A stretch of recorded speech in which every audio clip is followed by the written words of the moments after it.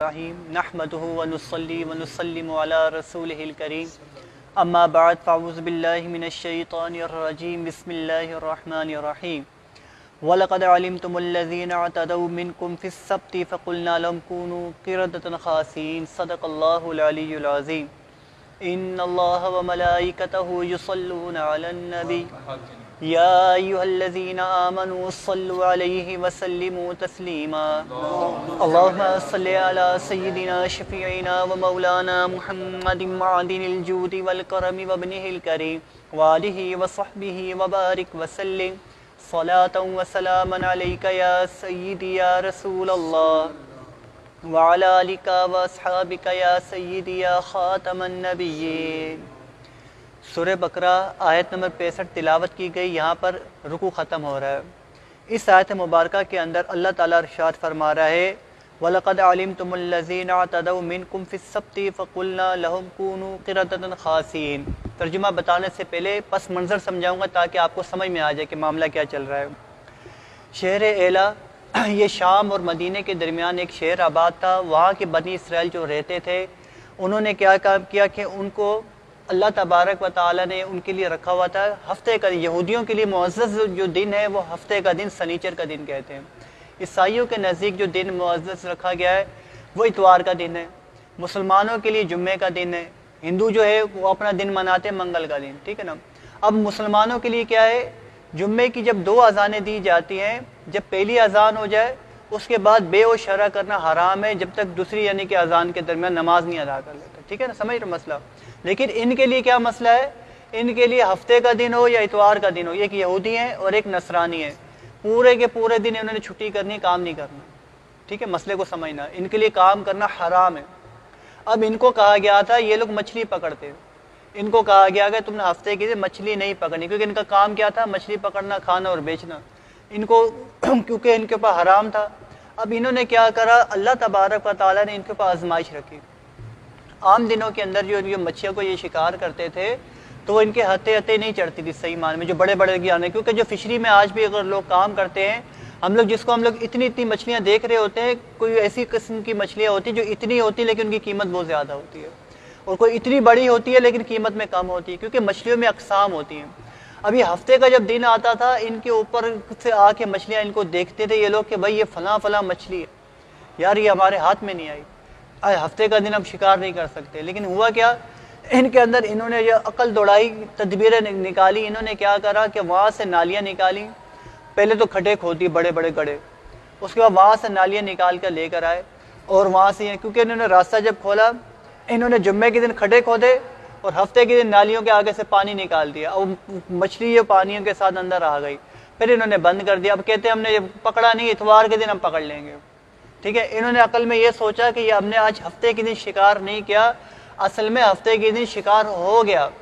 پھر یہ سلسلہ ان کا کوئی 1-2 دن نہیں چلا بلکہ 40 سال یا 70 سال تک چلتا رہا، 40 ایئرز اور 70 ایئرز مفسرین کرام نے جو لکھا۔ اس کے بعد داؤد علیہ السلام کا جب ظہور ہوتا ہے ان کے اندر، اب داؤد علیہ السلام نے فرمایا کہ تم لوگ یہ کیا کام کر رہے ہو، یہ تو شکار ہو گیا۔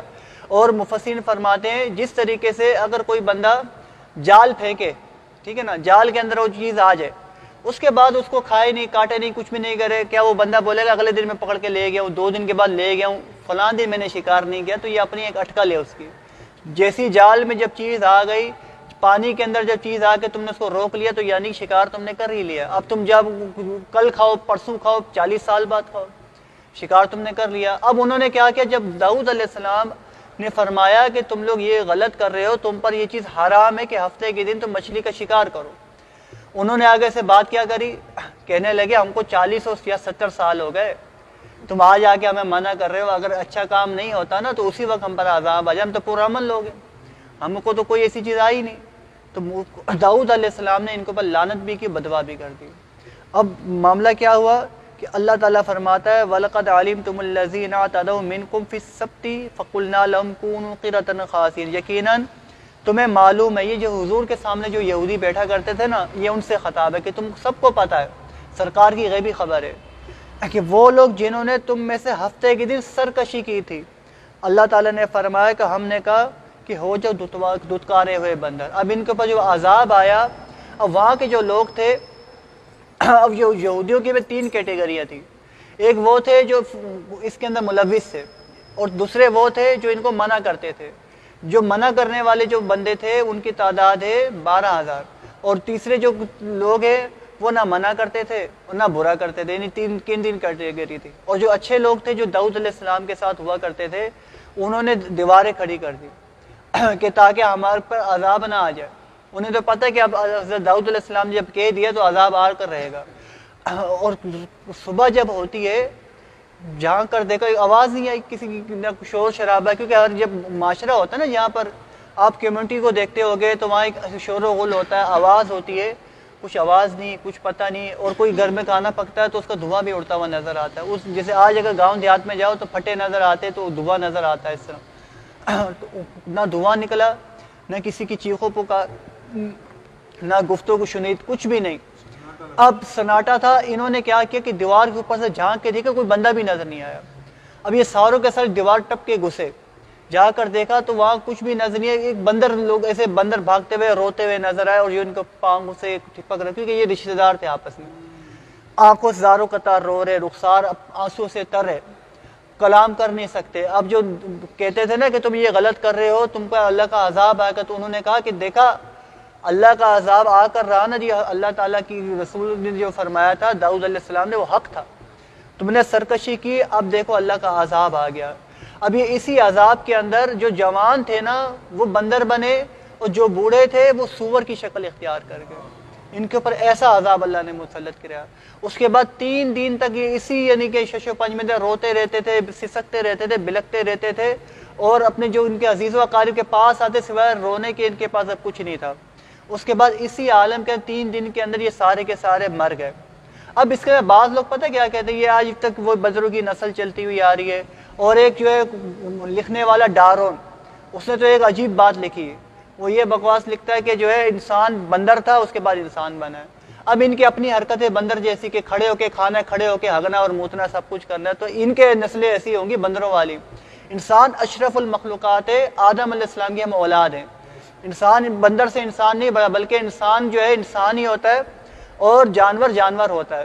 یہ بندر اس سے پہلے بھی موجود تھے. ان کے اوپر جو عذاب آیا، ان کے عذاب آنے سے پہلے بھی بندر موجود تھے. اور یہ داؤد علیہ السلام کا جو زمانہ ہے، موسیٰ علیہ السلام کے کئی سال گزرنے کے بعد، یہ صدیہ گزرنے کے بعد داؤد علیہ السلام کا زمانہ ہے. اور حضور سے یعنی قربت کے قریب آ کے داؤد السلام کا زمانہ لگتا ہے. اب یہودیوں کو بتانا مقصود تھا کہ تم نے سرکشی موسیٰ علیہ السلام کے زمانے بھی کی، اس کے بعد داؤد علیہ السلام کے زمانے بھی سرکشی بنی اسرائیل کرتے رہے. یہودیوں تم تو اس وقت بندر و سور کی شکل اختیار کرتے تھے. اب یہ مرے جب تھے، یکونو قرۃ خاسین جو فرمایا گیا، خاسین میں فرمایا جب یہ مرے تو ان کے جسم سے اتنی گندی اسمیل آتی تھی، اتنی بدبو آتی تھی، کوئی قریب جا نہیں سکتا تھا. اسی عالم کے اندر یہ سارے کے سارے مر گئے. اب وہ جو 3 کیٹیگریاں تھیں، اس کے اندر مفسرین کرام نے کلام فرمایا. اور اسی طریقے سے احادیث کرام میں بھی ملتا ہے کہ صحابہ کرام سورہ اعراف میں بھی اس کا ذکر آتا ہے.